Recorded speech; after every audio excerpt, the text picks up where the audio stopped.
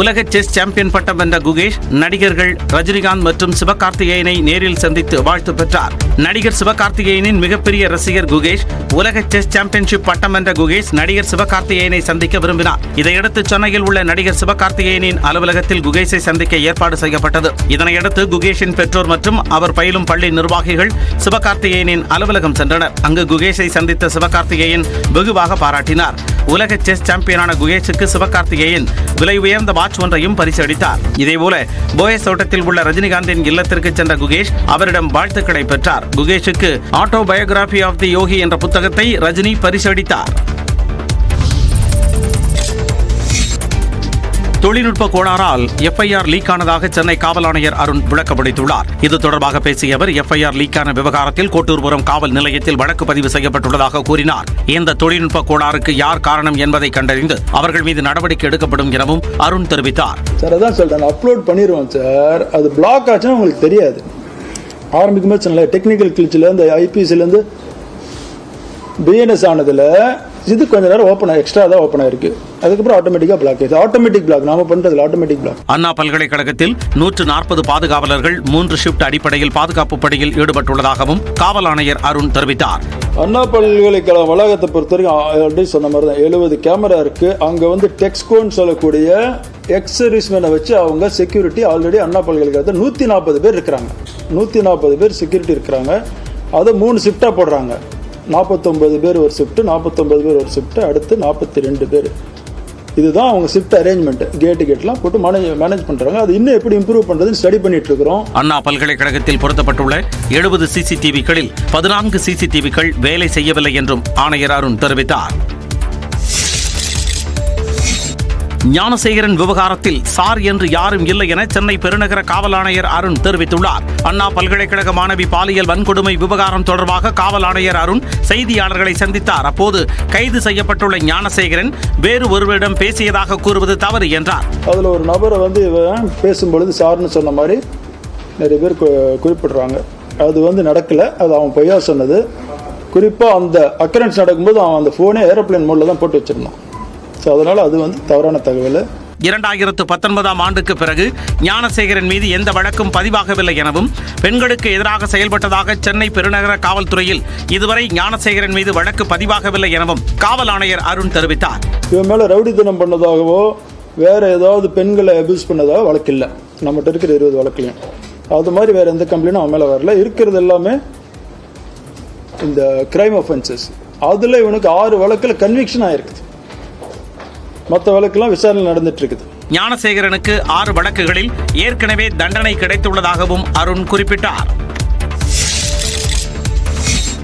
வழக்குகளில் கட்சி பாரபட்சமின்றி நடவடிக்கை எடுக்க முதலமைச்சர் மு.க.ஸ்டாலின் அறிவுறுத்தியிருப்பதாக சென்னை பெருநகர காவல் ஆணையர் அருண் தெரிவித்திருக்கிறார். அண்ணா பல்கலைக்கழக மாணவி பாலியல் வன்கொடுமை வழக்கில் புகார் கொடுத்த ஒரே நாளில் கைது நடவடிக்கை மேற்கொள்ளப்பட்டிருப்பதாகவும் அருண் தெரிவித்தார். நான் பதவியேற்கும் போதும் சரி, அவ்வப்பொழுது நடத்தக்கூடிய அத்தனை மீட்டிங்களையும் என்ன சொல்லுவாங்கன்னா, காவல்துறை நடுநிலையோடு வேலை செய்யணும். எந்த பாகுபாடும் பார்க்கக்கூடாது. யார் எந்த கட்சின்றதெல்லாம் பார்க்கவே கூடாது. அதுபடிதான் நாங்கள் வேலை செஞ்சுட்டு இருக்கிறோம். பாதிக்கப்பட்ட மாணவி பாதுகாப்பாக இருப்பதாகவும் எந்த ஒரு குற்றம் நடந்தாலும் தைரியமாக முன்வந்து புகார் அளிக்க வேண்டும் என்றும் அருண் கேட்டுக்கொண்டார். இதுல ஒண்ணு, காவல்துறையை நம்பி கரெக்டான டைம்ல ஒரு நாள் டிலே ஆனா கூட அந்த மாணவி நமக்கு கம்ப்ளைண்ட் கொடுத்தாங்க. அவங்க நம்பிக்கையை தக்க வைக்கிற மாதிரி நாம நடவடிக்கை எடுத்திருக்கிறோம். அவங்க தரப்புல பொறுத்த வரைக்கும் காவல்துறை நல்லா பண்ணியிருக்கிறாங்கன்னு எல்லாரும், அண்ணா யூனிவர்சிட்டியா இருக்கட்டும், பாதிக்கப்பட்டவர்களாகட்டும், அவங்க காவல்துறை மேல நல்ல நம்பிக்கை வச்சிருந்தாங்க. அதை நாம உறுதிப்படுத்துற மாதிரி தான் நடவடிக்கை எடுத்திருக்கிறோம். பொதுமக்களை பாதிக்கும் வகையில் போராட்டம் நடத்துவதை அனுமதிக்க முடியாது என்றும் ஆணையர் அருண் குறிப்பிட்டார். அண்ணா பல்கலைக்கழக மாணவி பாலியல் வன்கொடுமை வழக்கு எஃப்ஐஆரை சமூக வலைதளங்களில் பகிர்ந்தால் நடவடிக்கை எடுக்கப்படும் என காவல்துறை எச்சரிக்கை விடுத்துள்ளது. மாணவி பாலியல் வன்கொடுமை வழக்கின் முதல் தகவல் அறிக்கை கசிந்த நிலையில் இது தொடர்பாக பேசிய பாஜக மாநில தலைவர் அண்ணாமலை எஃப்ஐஆர் எப்படி லீக் ஆனது என ஆவேசமாக கேள்வி எழுப்பினார். எப்படி அந்த எஃப்ஐஆர் வெளியே வந்துச்சு? போலீஸ் டிபார்ட்மெண்ட்டை தவிர அந்த எஃப்ஐஆரை யாரு வெளியே விட முடியும்? எல்லாமே இன்டர்நெட் புரோட்டோகால் ப்ரொடெக்டட். அவ்வளவு ஈஸியா ஹேக் பண்ண முடியாத சிஸ்டத்தை. அது ஒரு எஃப்ஐஆரா சார்? இது தொடர்பாக பேசிய சட்டத்துறை அமைச்சர் ரகுபதி பாதிக்கப்பட்ட பெண்ணின் தனிப்பட்ட விவரங்களை அரசு எவ்விதத்திலும் வெளியிடவில்லை என்றார். நாங்கள் எதுவுமே ஐடென்டிட்டி வெளிப்படுத்தவில்லை. அவர் வந்து ஏதாச்சும் ரகசியமா எதுவும் எங்கேயும் கொண்டு வந்து வச்சு காமிச்சிருக்கலாம். அரசின் தரப்பில் எந்த விதமான ஐடென்டிட்டியும் வெளியிடப்படவில்லை. இந்நிலையில் சென்னை அண்ணா பல்கலைக்கழக மாணவியின் தனிப்பட்ட விவரங்கள் அடங்கிய முதல் தகவல் அறிக்கையை பதிவிறக்கம் செய்வதை மாநகர காவல்துறை முடக்கியுள்ளது.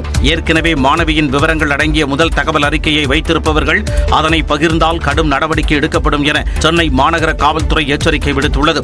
முதல் தகவல் அறிக்கையில் இடம்பெற்றுள்ள விவரங்களை சமூக வலைதளங்களில் பதிவேற்றம் செய்தாலோ வாட்ஸ்அப் குழுக்களில் பகிர்ந்தாலோ சம்பந்தப்பட்டவர்கள் மீது கடுமையான நடவடிக்கை எடுக்கப்படும் என குறிப்பிடப்பட்டுள்ளது. அண்ணா பல்கலைக்கழக பாலியல் வழக்கில் பாதிக்கப்பட்ட பெண்ணுக்கு நீதி கிடைக்க வழக்கை சிபிஐ விசாரிக்க வேண்டுமென எதிர்க்கட்சித் தலைவர் எடப்பாடி பழனிசாமி கோரிக்கை விடுத்துள்ளார். எக்ஸ் தளத்தில் இது தொடர்பாக பதிவிட்டுள்ள அவர், மாணவியின் விவரங்கள் அடங்கிய எஃப்ஐஆரை காவல்துறை எப்படி இணையத்தில் வெளியிட்டது என கேள்வி எழுப்பியுள்ளார். பாதிக்கப்பட்டவரின் பெயரை வெளியிடக்கூடாது என்ற அடிப்படை கூட காவல்துறைக்கு தெரியாதா எனவும் வினவியுள்ளார். ஞானசேகரன் மேலும் ஒரு மாணவியை பாலியல் வன்கொடுமை செய்துள்ளதாக வரும் செய்தி அதிர்ச்சி அளிப்பதாகவும் அவர் குறிப்பிட்டுள்ளார். ஞானசேகரன் திமுக உறுப்பினர் அல்ல என அமைச்சர் ரகுபதி கூறிய நிலையில் அவர் திமுக நிர்வாகிதான் என பல ஆதாரங்கள் சமூக வலைதளங்களில் வலம் வருவதாகவும் அவர் சுட்டிக்காட்டியுள்ளார். எஃப்ஐஆரில் ஞானசேகரனுடன் இன்னொரு நபருக்கும் இதில் தொடர்புள்ளது தெரியவந்துள்ளதாக குறிப்பிட்டுள்ள அவர், யார் அந்த நபர் என கேள்வி எழுப்பியுள்ளார். பாதிக்கப்பட்ட பெண்ணுக்கு முழு பாதுகாப்பு அளிக்க வேண்டியது திமுக அரசின் பொறுப்பு எனவும் அவர் குறிப்பிட்டுள்ளார். எவ்வித அரசியல் இடையூறும் இன்றி பாதிக்கப்பட்ட பெண்ணுக்கு நீதி வழங்க இந்த வழக்கை சிபிஐ விசாரிக்க வேண்டும் எனவும் கோரிக்கை விடுத்துள்ளார். அண்ணா பல்கலைக்கழக மாணவி பாலியல் வன்கொடுமை சம்பவத்தை கண்டித்து தமிழ்நாடு முழுவதும் வெள்ளிக்கிழமை ஆர்ப்பாட்டம் நடத்தப்படும் என்று அதிமுக பொதுச் செயலாளர் எடப்பாடி பழனிசாமி அறிவித்துள்ளார். இது தொடர்பாக அவர் விடுத்துள்ள அறிக்கையில், சென்னை அண்ணா பல்கலைக்கழகத்திலேயே மாணவிக்கு இப்படி ஒரு கொடுமை நடந்திருப்பது வெட்கக்கேடானது என்று சாடியுள்ளார். திமுக ஆட்சியில் 6 வயது சிறுமி முதல் 60 வயதை கடந்த பெண்கள் வரை யாருக்குமே பாதுகாப்பில்லாத சூழ்நிலை நிலவுவதாகவும், பாலியல் குற்றங்களை தடுக்க காவல்துறைக்கு முதலமைச்சர் ஸ்டாலின் முழு சுதந்திரம் வழங்கவில்லை என்றும் விமர்சித்துள்ளார். இந்நிலையில் சட்டம் ஒழுங்கை பாதுகாக்க தவறியதாக குற்றம் சாட்டி திமுக அரசை கண்டித்து வெள்ளிக்கிழமை காலை 10:30 மணிக்கு மாவட்ட ஆட்சியர் அலுவலகங்கள் முன்பும் மாவட்ட தலைநகரங்களிலும் மாபெரும் கண்டன ஆர்ப்பாட்டங்கள் நடைபெறும் என்று இபிஎஸ் அறிவித்துள்ளார். இந்த ஆர்ப்பாட்டங்களில் அதிமுக நாடாளுமன்ற சட்டமன்ற உறுப்பினர்கள், முன்னாள் அமைச்சர்கள், மாவட்ட செயலாளர்கள் கலந்து கொள்ள வேண்டும் என்றும் இபிஎஸ் கேட்டுக் கொண்டுள்ளார். மாணவி வன்கொடுமை விவகாரத்தில் அதிமுக மற்றும் பாஜகவினர் போராட்டத்தில் ஈடுபட்டனர். தமிழ்நாட்டில் ஜனநாயகத்தின் குரல் வழி நெறிக்கப்படுவதாக பாஜக மூத்த தலைவர் தமிழிசை சவுந்தரராஜன் விமர்சித்துள்ளார். அண்ணா பல்கலைக்கழக மாணவி பாலியல் வன்கொடுமை செய்யப்பட்டதை கண்டித்து சென்னை வள்ளுவர் கோட்டத்தில் பாஜகவினர் போராட்டத்தில் ஈடுபட்டனர். அப்போது காவல்துறையினருக்கும் பாஜகவினருக்கும் இடையே வாக்குவாதம் ஏற்பட்டது. இதனைத் தொடர்ந்து பாஜகவினரை காவல்துறையினர் கைது செய்து மண்டபத்தில் அடைத்து வைத்தனர்.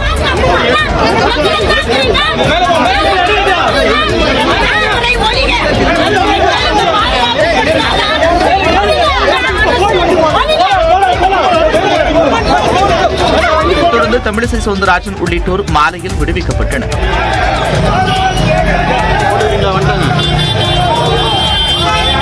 பின்னர் நியூஸ் 18 தமிழ்நாடு தொலைக்காட்சிக்கு பேட்டியளித்த தமிழிசை சவுந்தரராஜன் விமர்சனங்களை மறைக்கவே திமுக அரசு முயல்வதாக குற்றம் சாட்டினார். ஒத்த மனிதர் வந்தாலும் கைது செய்யப்படுறாங்க, கைது செய்யறாங்க. நாங்க ஒரு இடத்துல அசம்பிள் ஆகி வந்தா அங்க வந்து கைது செய்யறாங்க. என் காரை தேடிட்டே இருந்தாங்க. நான் வேற நடந்து வந்தேன். என்னை தேடி வந்து ஒரு 25 போலீசார் என்னை சுத்தி வளைச்சு என்னமோ நான் தப்பிச்சே விட்டுறக்கூடாதுன்ற மாதிரி எனக்கு பாதுகாப்பு கொடுக்குறாங்களாம். அப்படி ஒரு பேர்ல அப்படி ஒரு அராஜகம். அதனால தமிழக அரசு எதையோ பார்த்து பயப்படுகிறது. எதிர்க்கட்சிகளின் குரல் வலை நெரிக்கப்படுகிறது. யார் சொல்றது? இது அரசியல் ஆக்காம அவியல் ஆக்குவாங்கன்னு யார் கேட்டது? அண்ணன் ஸ்டாலின் தானே கேட்டாரு. அப்ப அவருக்குன்னா அரசியல், எங்களுக்குன்னா அவியல். எதிர்க்கட்சியாக இருந்தபோது ஸ்டாலின் இதைவிட ஆக்ரோஷமாக நடந்து கொண்டதாகவும் தமிழிசை குறிப்பிட்டார்.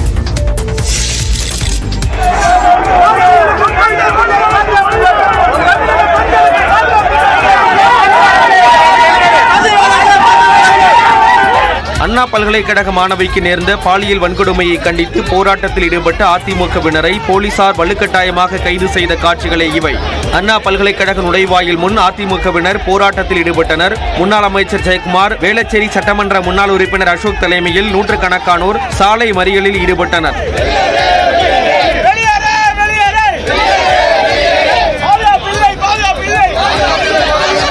தொடர்ந்து தடையை மீறி போராடியதாக கூறி ஜெயக்குமார் உட்பட அதிமுகவினரை காவல்துறையினர் வலுக்கட்டாயமாக கைது செய்து பேருந்தில் அழைத்துச் சென்றனர். உடனடியாக காவல்துறை ஆய்வு செய்து சம்மந்தப்பட்ட யாராக இருந்தாலும் சரி சட்டத்தை முன்னிறுத்தி அவர்களுக்கு உரிய தண்டனை கொடுக்கிறோம். அப்போது பேருந்து படிக்கட்டில் தொங்கியபடி சென்ற ஜெயக்குமார் திடீரென சரிந்த போது அவரை கீழே இருந்த தொண்டர்கள் தாங்கி பிடித்தனர். இதனைத் தொடர்ந்து ஜெயக்குமார் உட்பட அதிமுக நிர்வாகிகள் கோட்டூர்புரத்தில் உள்ள திருமண மண்டபத்தில் தங்க வைக்கப்பட்டு பின்னர் விடுவிக்கப்பட்டனர். இந்நிலையில் சமுதாயத்தை சீரழிக்கும் அனைத்து விதமான குற்றச்செயல்களில் ஈடுபடும் விரோதிகளின் கூடாரமாக திமுக திகழ்வதாக எதிர்க்கட்சித் தலைவர் எடப்பாடி பழனிசாமி குற்றம் சாட்டியுள்ளார். இது தொடர்பாக தனது எக்ஸ் பக்கத்தில் பதிவிட்டுள்ள அவர், பாலியல் வன்கொடுமை வழக்கில் கைதாகியுள்ள ஞானசேகரன் திமுக அமைச்சர்களுடன் இருக்கும் புகைப்படம் சமூக வலைதளங்களில் பரவுவதாக குறிப்பிட்டுள்ளார்.